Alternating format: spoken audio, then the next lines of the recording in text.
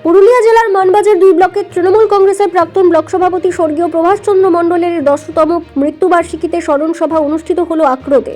তখনকার দিনে তৃণমূল কংগ্রেসকে ক্ষমতায় আনার জন্য অগ্রণী ভূমিকা নিয়েছিলেন জঙ্গলমহল এলাকার মানবাজার 2 ব্লকের তৎকালীন লড়াকু নেতা প্রভাষচন্দ্র মণ্ডল। মানবাজার 2 ব্লক তৃণমূল কংগ্রেসের পক্ষ থেকে রবিবার আক্রমণে একটি স্মরণ সভা করল তৃণমূল কংগ্রেস।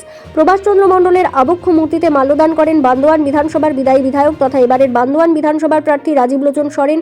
এছাড়াও মাল্যদান করে শ্রদ্ধা জানান প্রয়াত প্রভাষবাবুর পরিবারের লোকজন। এছাড়াও মাল্যদান করে শ্রদ্ধা জানায় তৃণমূল কংগ্রেসের নেতা কর্মীগণ। 2017 সালে তিনি অসুস্থতাজনিত কারণে মারা যায়। এই সভায় উপস্থিত ছিলেন বান্দোয়ান বিধানসভার বিদায়ী বিধায়ক তথা এবারের প্রার্থী রাজীব লোচন সরেন, জেলা পরিষদের জনস্বাস্থ্য কর্মাধ্যক্ষ প্রতিমা সরেন, পূর্ত কর্মাধ্যক্ষ হংসেশ্বর মাহাতো, মানবাজার 2 ব্লক তৃণমূল কংগ্রেসের সভাপতি সুধীর কুমার সরেন। এছাড়াও উপস্থিত ছিলেন তৃণমূল কংগ্রেসের অসংখ্য নেতৃত্ব ও কর্মী সমর্থক। প্রভাষচন্দ্র মণ্ডলের আজকে 10তম প্রয়াণ দিবস, তাকে শ্রদ্ধা জানাই, প্রণাম জানাই। আমাদের এই এলাকার সিপিএম বিরোধী দাপুটে নেতা এবং সমাজসেবী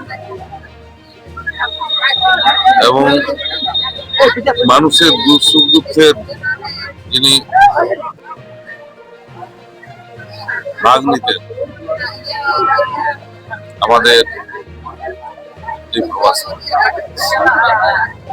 তৃণমূল কংগ্রেসের প্রতিষ্ঠাতা সভাপতি এবং এলাকার ওনার নেতৃত্বে আমরা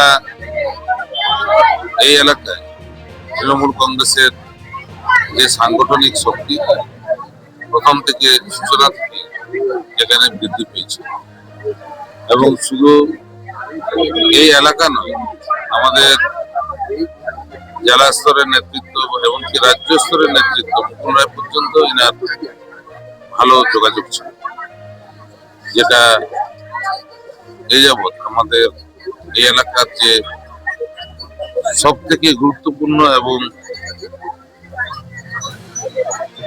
সিপিএম বিরোধী দাপুটে নেতা আমরা ওনার অনুপস্থিতি আমাদের মধ্যে। মানবাজার থেকে দিব্যেন্দু মাহাতোর রিপোর্ট, বিগ নিউজ বাংলা।